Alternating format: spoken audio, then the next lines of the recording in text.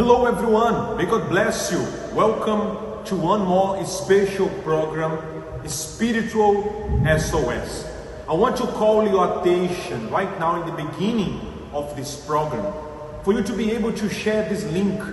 Let's share great news for those who are in suffering, in pain, afflicted, those who are in distress. As you can see behind me on the TV, we are in a preparation for this coming Sunday.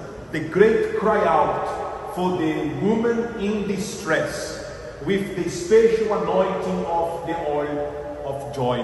I want you to prepare yourself for this very great Sunday. You who are suffering, you who are woman, you who are man, regardless your religion, your gender, your background, regardless your situation, there is a way out.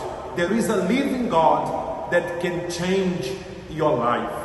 Get ready for this opportunity, because God indeed has power to change your situation. Nothing is impossible. So if it's also in the case you who are suffering, write down in a piece of paper and bring with you this Sunday, alas 10 na umaga, 10 a.m. Our Universal Church is located here in Muntinlupa, 678 National Road, 3rd floor, above Mercury Drag, in the very heart of Muntinlupa. Those of you who are watching us from Muntinlupa or any suburb nearby, you are more than welcome to join us. You are our special guest, you and your family. So come, it's for free. You don't need to pay anything. You come to attend the service and experience the power of God. I have testimonies to share to all of you to prove that the time of miracles isn't over. Let's watch together. I'll be back with you straight after. Magandang araw po sa inyong lahat. Ako po si Flordelisa Garcia ng Simbahang Universal Antipolo. Bago po ako dumating sa Simbahang Universal, napakagulo po ng aking pamilya. So, hindi ko po alam na kung paano po i-resolve yung marriage ko. Pero dumating po sa point na naghanap po ako ng talagang simbahan, na nagulat po ako na dinala po ako dito sa simbahan na ito. So, ginawa ko po yung purposes or tinatawag nilang kadena ng panalangin para sa pamilya. So, dinadala ko po yung kanilang damit, yung picture, at sa bahay din po, yung mga picture nila, inaanuin ko po ng holy oil. So naniniwala po ako na ang banal na spirito po ang kikilos sa kanilang pag-uugali, sa kanilang lahat po. Sinurrender ko po ang bawat isa sa kanila. So nagpapasalamat po ako sa ating Panginoon na ngayon po, nakikitaan ko na po sila ng mga pagbabago.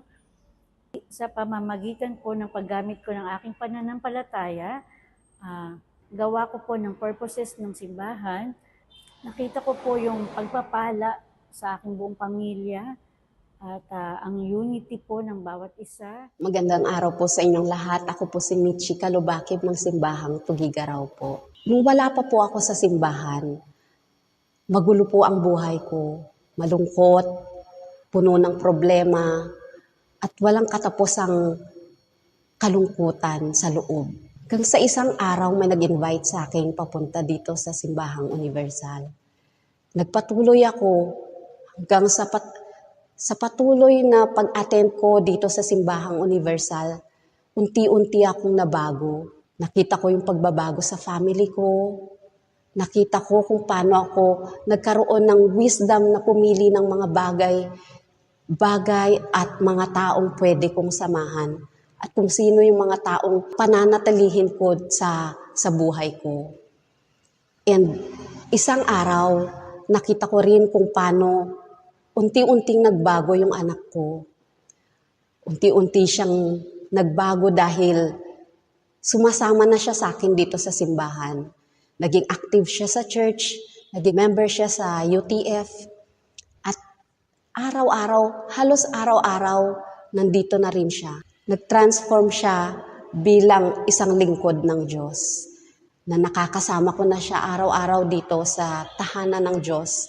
Isang araw, narinig ko sa lingkod ng Diyos kung paano maging faithful tither. Sinubukan ko at nagpatuloy akong maging faithful tither. Sa umpisa, imbes na gumanda yung buhay ko, parang lalo akong nababaon. Nauubos yung perang meron ako. Pero nagpatuloy ako hanggang sa isang araw, pinarealize niya sa akin na ang kaya naubos yung perang yon dahil hindi siya galing sa malinis. Galing siya sa masama. Galing siya sa kasinungalingan na humihingi ako ng pera pambili ng bahay, ng lupa, pero hindi naman yun doon napupunta yon. Habang nagpapatuloy ako sa pagiging faithful tither, nag-open ang Diyos ng doors sa business na meron ako. Nagkaroon ng mga tenants yung condo ko, nagkaroon ako ng mga tenants, and dun sa apartment ko na hindi siya nawawalan ng mga tenant. Kahit na pandemic noon, is patuloy, hindi siya nawawalan ng tenant. And nakita ko, ditong April lang, nagbukas ang Panginoon ng isang napakalaking blessings, isang napakalaking pintuan sa finances ko. Nakapagbenta ako ng lupa, nakapagbenta ako ng kondo. At dahil nanalangin ako na gamitin niya ako upang makatulong sa mga gawain niya dito sa Tugigaraw. Pinakinggan ako ng Panginoon. Binigyan niya ako ng napakalaking pagpapala. At nagpapasalamat ako sa Panginoon dahil hindi niya ako pinabayaan. Naakala ko noon tapos na yung peak days ko kung saan nasa taas na ako. Pero hindi pa pala. Dahil ngayon niya ibinigay yung pagpapalang, napakalaking pagpapala na hindi ko halos lubos maisip na darating sa buhay ko. At nagpapasalamat din ako sa Panginoong Diyos dahil sa natanggap kong napakalaking pagpapala galing sa Kanya. Ibinigay niya yung Espiritu Santo niya. Yun ang nagbigay sa akin para magmula nung natanggap ko yung Espiritu Santo niya. Nawala na yung attention ko sa labas. Nandito na lang. Ang nais ko na lang is maglingkod sa Kanya. Nais ko na lang kung ano yung mga gawain niya, yung magsilbi sa Kanya. Ngayon, isa akong member ng EVG. Aalaga ako ng mga bata sa CBC. And sumasama ako sa prison visit. Ganon din every Saturday, kasama ako sa pagliligtas ng kaluluwa. Dahil yun lang yung nais ko ngayon. Wala nang ibang mas mahalaga pa sa akin kundi ang makapagligtas ng kaluluwa. At maraming salamat sa Panginoong Diyos dahil sa ibinigay niyang Espiritu niya na makakasama ko at wala na akong takot dahil alam kong kasama ko siya sa araw-araw. Maraming salamat po, Panginoon.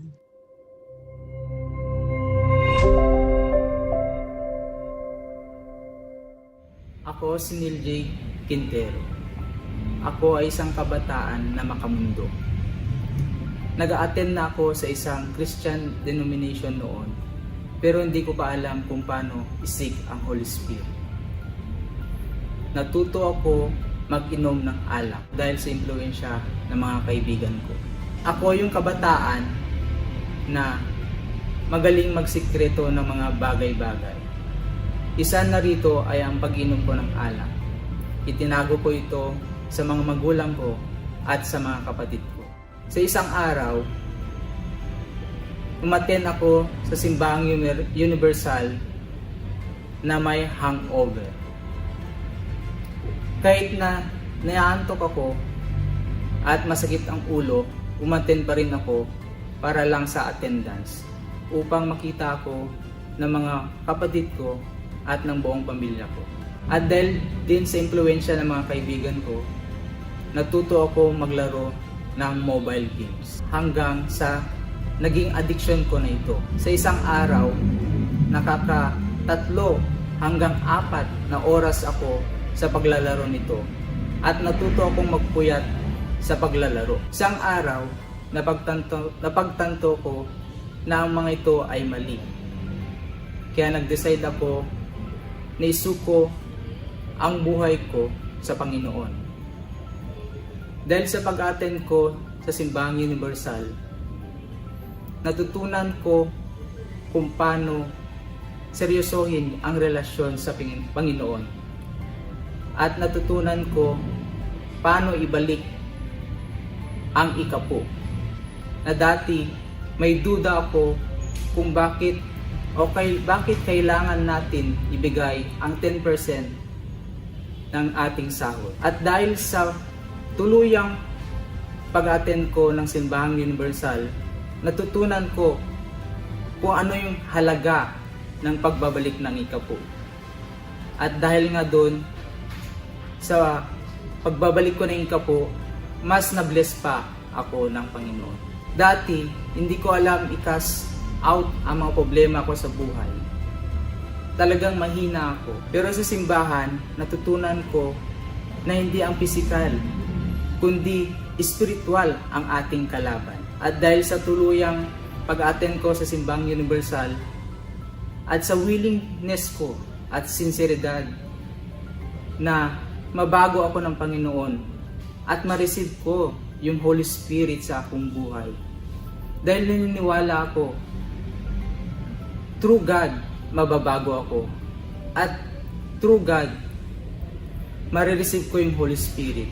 At alam ko na may plano ang Diyos sa aking buhay. Ngayon, natutunan kong maging humble sa sarili ko. Meron na din akong self-control na dati wala. Na dati mabilis akong matukso. Ngayon, nalalabanan ko na ang mga tukso sa buhay ko. Ngayon, nasasabi ko na ako isang kabataan na nabago na. Oo, ako yung kabataan na binago na ng Diyos. At meron na akong desire na maglingkod sa Diyos. Bilang alagad ng batas, napakahalaga at napakalaking privilege na ma-receive ko yung Holy Spirit sa aking buhay. Maraming salamat sa Panginoon.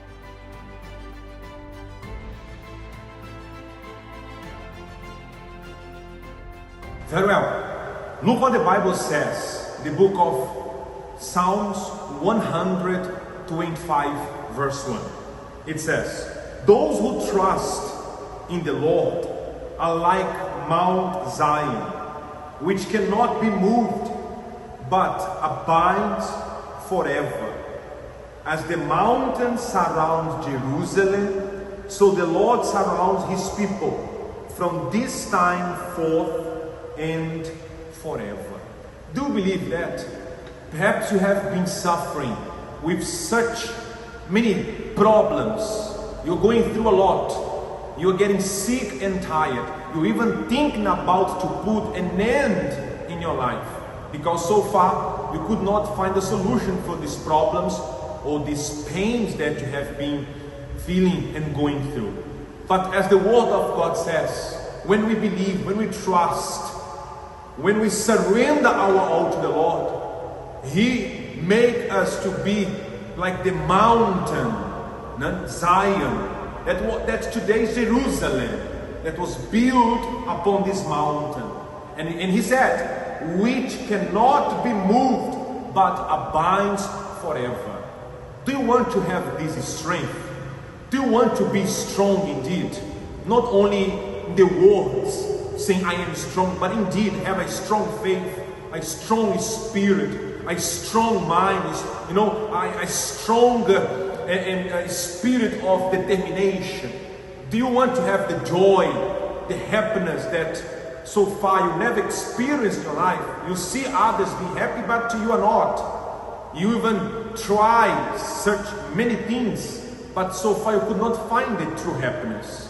When you come this Sunday, especially in the morning, 10 a.m., as you can see, a very great invitation, you'll be receiving the anointing with this oil, the oil of joy. We have this oil in consecration, and we are preparing ourselves to bless you and your family. Yes, this is para sa'yo. And I am sure that when you come, you experience God's power, you will no longer be the same.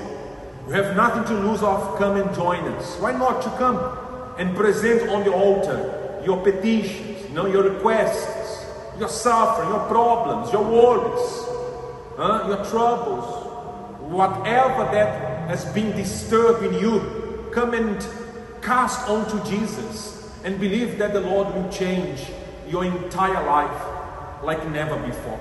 Those of you who are watching us, if you got already your family album, don't forget to bring it. We're going to have a very special cry out on your behalf and on behalf of your family. So this is our great invitation for all of you. So you have nothing to lose of trusting God. And when you put your faith in God, though you don't have perhaps faith, perhaps you think that your faith is small, your faith is weak. Before you had faith, but you face so many frustrations, now you don't even believe God can change your life. Let's try once more. Even though you can consider that it can be the last, if nothing happened, if nothing changed, so you don't need to come back. That's a challenge that I set for those of you who are watching us, you who are hopeless, you who are losing your faith, you who don't even believe that your life can change. Come and join us and let God show to you that miracles can happen and you can be the next person to share powerful testimonies. Alright? So our address here in our church in Muntinlupa, 678 National Road, Poblacion de Barangay, 3rd floor above Mercury Drug Store, 24 hours. So it's a very easy location. For more information, you can give us a call. Our helpline number is available, or you can visit our official website that UCKG Philippines is available. All the address that you need, you can find out, because we have church all over Philippines. We have branch in Davao, we have Novaliches, we have Marikina, we have Antipolo, we have in Pasig. By the way, the pastor from Pasig, Pastor David, shared the address of our church there in Pasig. Prepare yourself for the prayer. Prepare your bottle or your glass of water for the great prayer that gives you strength to join us this Sunday to experience the power of God. A new beginning is just awaiting for you. May God bless you. May God bless you, all of you. This is Pastor David here from the Simbaho University in Pasig. And we are here to tell you that your problem is not impossible. And your life can change. Maybe you're watching us and you think, how my life can change? Well, when you come here, when you enter for one of these doors here, your life can change. As many lives have changed, your life can change too. And maybe you don't know how to sort out your problems. You need someone to hear you, to listen to you, to speak to you, to understand you. Well, we are here to understand you. We are here to speak to you, to advise you through the Word of God. And I'm sure that great things are going to happen. We are open almost every day. We have Monday, Tuesday, Wednesday, Friday, Saturday, Sunday, Monday to Friday. We have our service at 8 a.m., 10 a.m., 3 p.m. and our main service at 7 p.m. On Sunday, we have our service at 7 a.m. and also 10 a.m. And you are more than welcome to be here. We're not here to judge, we are here to help you. And if you want help, well, here we are, Simbaho University in Pasig. And if you want to look for us, if you want to come here, so you can come to this place that you're watching now in this video. This is our church. And our address is number 10, Mercedes Avenue, United 1, ground floor. And then Bethan Corporate Center, Pasig City. Well, my dear friend, here is opportunity for a change of life. All right? And for whatever you need, we are here.